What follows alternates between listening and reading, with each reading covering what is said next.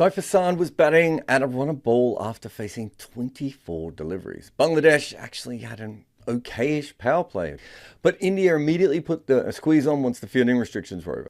Saif then smashes Akshar Patel for a 6 towards deep mid-wicket and also hits one down the ground off Varun Chakravarti in back-to-back overs. There are sixes happening at his end, but wickets at the other. This makes it more shocking. Usually at the slightest sign of danger, Bangladesh turn everything for singles, whereas Saif is slapping sixes. After Iman's early poor form this tournament, Bangladesh were eyeing a replacement. Mike Hazeman said on commentary that Bangladesh liked what they saw of Saif in the nets. They took a gamble on him, and he took many gambles against India. At a certain point, mass always wins. Blocking the good balls makes sense, as does rotating the strike or looking for a gap to score a boundary. But as the great West Indian side showed us, a 6 is worth more runs than anything else. From 2019 to 2023, Bangladesh averaged less than 4 sixes per innings for every year. Suryakumar Yadav hit 2.1 sixes per innings, while Jos Buttler smashed 1.49 in the same 5-year period. The two of them combined would have even faced 8 overs per match. Now, those are two of the greatest batters to have ever graced the format. But in less than half the match, they're scoring more sixes than your entire side. This was a massive issue. In 2024, you see a flicker. They finally hit more than 5 sixes per game for the first time in their history. And they've gone a step further this year, hitting close to 7 sixes per match. This is uncharted territory. Bangladesh are on the verge of being a normal T20 team. If we go by the raw numbers, 2025 is their quickest scoring year ever. But with T20 being faster in this era, that can be a little bit deceiving. The global strike rate for the top 10 international sides is almost 140 in 2025. However, Bangladesh have reduced the gap this year when compared to the previous two, but they're still about 10 short of the mean. So they're faster, but so is everyone else. And the difference is even more stark when we look at Bangladesh against those teams. So is this the 6-hitting revolution Bangladeshis have been waiting for, or is it just that they're going faster in a world that is already very sped up? Overthrowing Cricket's empire is just another cricket history book, but this time written from the other side. Get your copy today. This video is brought to you by our supporters on Patreon. If you want to be part of the community that makes content like this, head over now. Bangladeshi wickets have historically encouraged slow scoring rates. Just looking at the raw strike rates can be deceptive. Their batters have a positive true strike rate for the first time after 2016. But more importantly, it increased by almost 15 points from last year. However, they also played against the UAE and Netherlands. They actually lost 1-2 against the UAE in Sharjah, but still scored at 9.3 runs per over. They beat the Dutch, scoring at a very good clip. Against the top 10 ranked sides, their true strike rate is barely above the expected. However, going from -12 to slightly above neutral is a dramatic turn. They may still not be a good batting team, but we cannot deny that they are just better than they used to be. Strike rate differentials tells us how quick or slow a team scores compared to their opponents. It also gives us an idea of the team's bowling strength. This year, they've scored at about 6 runs per 100 balls slower than the sides they're up against. That is their second best performance since 2012. In 2024, they were -20. But 2023 is worth looking at, because that's where they had the least difference. That was a year that they went 7-2 in 10 matches against the top teams. However, 5 of those wins came at home as they beat England and Afghanistan without dropping a game. And they chased 4 times in those, which isn't a true test of how high intent your batting is, especially in lower scoring games. After their series loss in the UAE, they were clean swept when they toured Pakistan. However, they scored at 8.64 runs at over against them, which was the second fastest they'd ever scored in a bilateral series against a full-member nation. And they went on a bit of a winning run after that, beating Sri Lanka away, Pakistan at home on slow pitches in Mirpur, and then Afghanistan and Sri Lanka in the Asia Cup. So they now have 6 wins and as many losses against teams more or less at their level. And last year they were below par in every phase of the game. They've significantly improved at the death, where they've gone from -16 to nearly neutral. There is a big uptick in the middle overs and power play as well. While their batting in the first 6 overs is still not groundbreaking, their rise really starts from the top. This year, their first 3 batters averaged 24 at a strike rate of 129.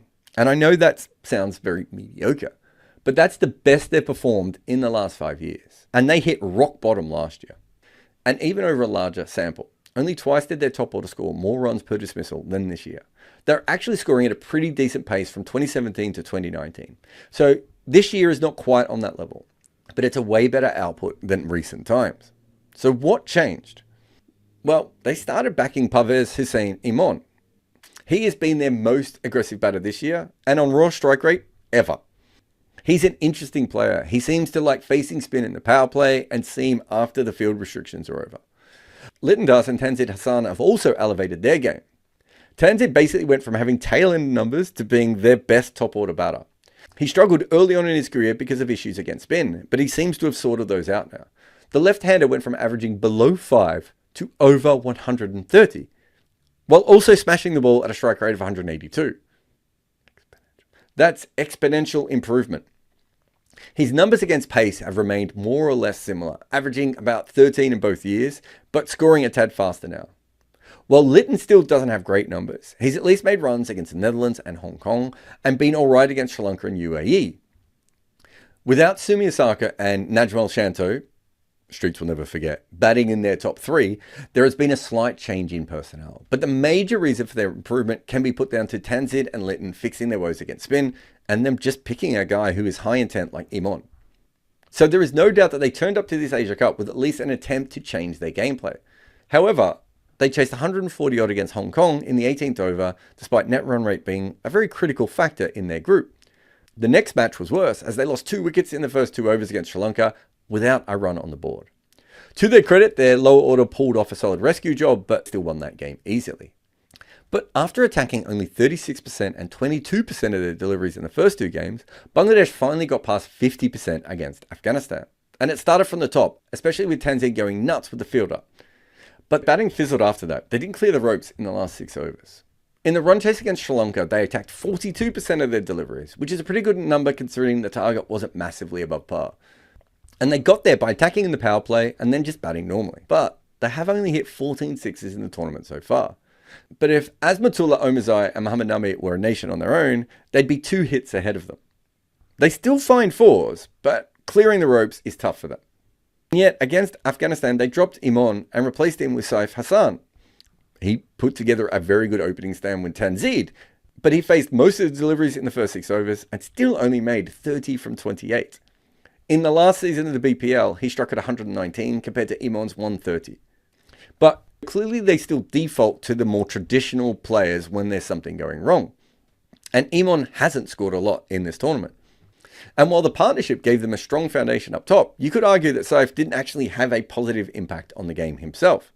In fact, his strike rotation was so poor, he couldn't get Tanzid on strike. So it looks like a backward step for a side that's trying to catch up to the demands of modern T20. However, in their and Saif's defense, he did score a crucial 61 of 45 in the next match while chasing 169. But even in that innings, he struck at nearly 180 in the power play and then a runner ball after. Today, against India, it was 24 from 24 with 5 sixes before he would finish with 69 from 59 balls. That seems like a lot of effort for that strike rate. And yet without his batting, would they have made any runs? He slowed them down and found them sixes. A contradiction if there ever was one. The more interesting thing, of course, is that even though Bangladesh bat quicker now, they're still the least attacking team in the top 10. And there is a pattern here because Sri Lanka, Afghanistan and Pakistan aren't far off either. But Sri Lanka and New Zealand really pop in terms of the output. The Sri Lankan batters don't go for big shots often, but when they do, it generally works. Bangladesh and Pakistan are more middle of the road. They don't really go for it much, and they don't have extraordinary records when they do. So Bangladesh either need to take more chances or be more efficient while doing so.